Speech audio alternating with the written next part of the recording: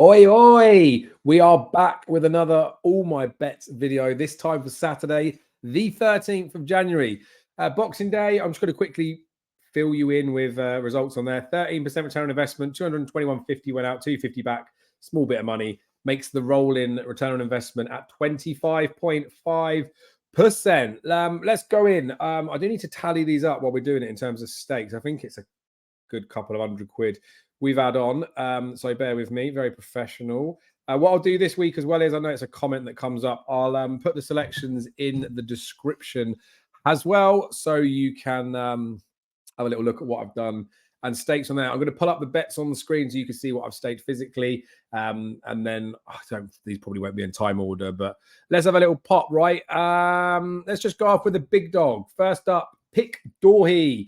11-4 for me just looks way too big a price for this horse. I think, you know, winning in the race last year, this horse going this way round, going this distance, it's just his box, isn't it? The entry run was pretty good, beating Fakir. No, that was first time cheap pieces, and maybe the horse isn't the same as he was, but that was going left-handed, so you know the right-handed comment might not be relevant, but I just think this horse has a proper chance. I would, if I was forming a market, would make him closer to like a 6-4 poke. I'd want to be betting him at say 2-1, 9-4. So that's why I've had £100 on him, so the equivalent of like, I guess, like 4 points for me. You'll see varying stakes of where I'm doing it. Now, I do think that he should be supported, right? I don't think Banbridge would have this is like a main target, whereas I think Pic D'Orhy does. He won the race last year. Paul Nicholls wants to win it for Conti, all that stuff as well. I've given more full reason on the GG Weekend Watch video, so let's not make this video about that. Let's just let you guys know that I've bet him. I think he's got a proper chance.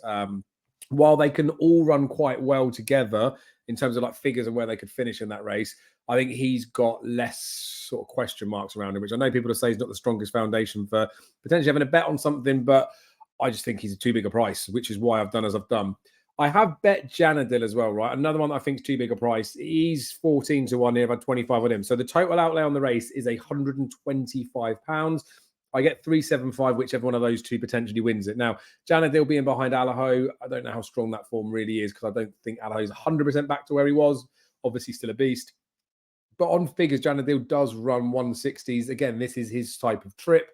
So I think he's got a chance. I think he was overpriced. So I bet the two of those in that way, right? So 125's gone into win, 375 back. So it's relative 2-1 back in the pair of those. Let's move on.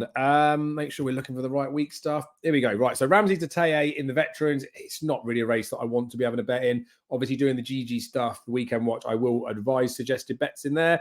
I will always bet anything that I suggest. These are the types of ones where Jamie might give me a little bit of crap on ranting and racing about. Shouldn't be looking at these types of races. But I've had a small amount on. I've just gone for a £12.50 win.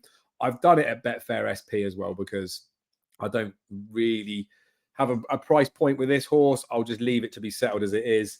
Another one that I've bet again from the weekend watch is Hermino. This horse is in the Lanzarote. It's a big competitive race, and I haven't done the race fully, right? So again, you might say, why are you betting on it? It's a small stake. I'm trying to get 12.50. I'm sure it will get matched. I've just gone for a win dart on this one. There are 6-7 places up for grabs, so some people might want to bet each way. But the Gary Moore stepped this horse up to 3 miles after chasing the last twice, right? And I don't think this horse wants 3 miles. I think he wants this type of trip. I said after he ran him there that as soon as they drop him back in trip for a handicap, I want to bet him. I didn't think it would be the Lanzarote. So I think this horse is better than 129. This may be a little bit too much to chew on. And yes, he could end up running well in the place, but I feel a little bit like I think he's got enough wiggle room in 129 that he could spring a surprise and win this. And if he doesn't and he falters down the line, then I would just wait for a weaker opportunity to have a bet in him. So it's not like I think that there's maybe one or two that could be too good for him in here. It's a bit potentially. So I've just gone for the win dart in there. Like I said, there are bigger places up for grabs. So some people might want to do it slightly differently. In the, I can't remember what the name of the race is, but like it's a long old distance chase at Warwick. I do like Rapper. I've told you this one. I thought it was good for New Year's Day. Ran well behind Broadway Boy. Didn't actually run on New Year's Day.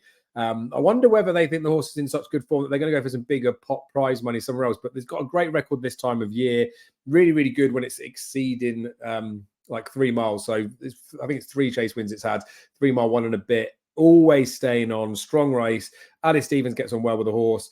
I just can't see how this horse isn't really out of the frame. That said, I again haven't bet it each way, right? It is 20-1-ish. I think it's 4 places up for grabs. or 5 places probably. So I do see the angle for betting this one each way. Potentially, I possibly should, but he is in a much deeper race than I thought he would be in. So there is a chance that he's sort of out the back of the Teilee type stuff, and I've got the plotty type thing about him wrong. So I'd be more annoyed and frustrated if he won the race and I haven't bet him than if I bet him, like if I don't bet him each way and he comes 3rd or 4th, because it would have been a small amount of profit, but it's a small stake bet, right? I don't really want to be having twice as much on in the hope that he places, because obviously that's a risk. Galia to Liteaux, she is stepping up in trip. Cheap piece is gone, but I think she's got wiggle room off this mark. I know it's hard for girls when they go in there because they don't get the mayor's allowance. She's probably shortish enough. There's only so much further she can go down, but I don't see she gets much bigger either. So for the sake of having the bet on and having it sat there, I wanted to get it in. So I've bet her as well. So you can see I've just split across the 2 of those. We've already shown the Pic D'Orhy bet. I have bet Chianti Classico in the 130. I do think this horse had the potential to be like an Ultima type. I'm not sure that Cheltenham's his track. I think a flatter track does suit better. I think it'd end up being maybe like a happy-go-lucky going to win the big handicap at Aintree.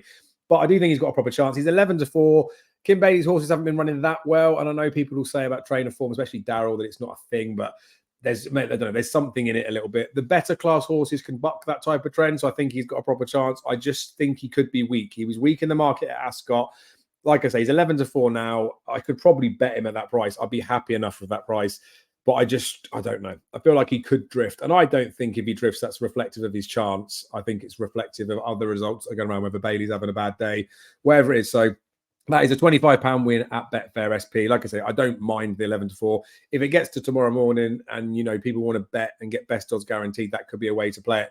I think his Betfair price will be bigger than normal SP, though, which is why I've done him on there. I'm not trying to be a wise guy or anything. Obviously, I want to get these bets in early enough for you guys to see them. I've already shown the Janidil bet, so why are you putting it up again, Dave? Oh, Gentlemen at Arms in the Attempts qualifier. I like this one a lot, right? 25 each way, you can see there, so a bigger stake than typical. 12-1, he did go up to 14s, quickly came back in. It is only 3 places up for grabs in it. It's a small field race for a Attempts qualifier. Historically, this one at Warwick has typically been won by a horse 9-1 or shorter, I think. So basically single figures. So for that trend to be bucked, Gentlemen at Arms would have to do it at a double figure price. He may be supported in. He won his qualifier at Aintree. I think there'll be horses in here trying to be 3rd, 4th, or 2nd. And I think Gentlemen at Arms, Kieran Geffins and Stuart Edmund would be more than happy to go and actually win this race. So I think he's got a proper chance. Wouldn't be the most 100% straightforward of horses, but I think he's too big a price. I think he's there. I think he's got a chance. I'd make him half that price, 6-1. I've backed him accordingly. So that's where he goes. And the last one's a £50 win on Rare Edition in the 2-mile handicap at Kempton. Last race, very small field. It's a pretty bad race. I'll take him out of it. I think it's basically like a 0-125 when I was speaking to Darryl earlier. He's 11-8 with bookmakers. He is even money. He's opened up with Bet365. I think the 6-4-ish, which I've got, which is just under with the tax, isn't it? Is an okay price. So I was happy just to get him in the book because I think he's got a chance.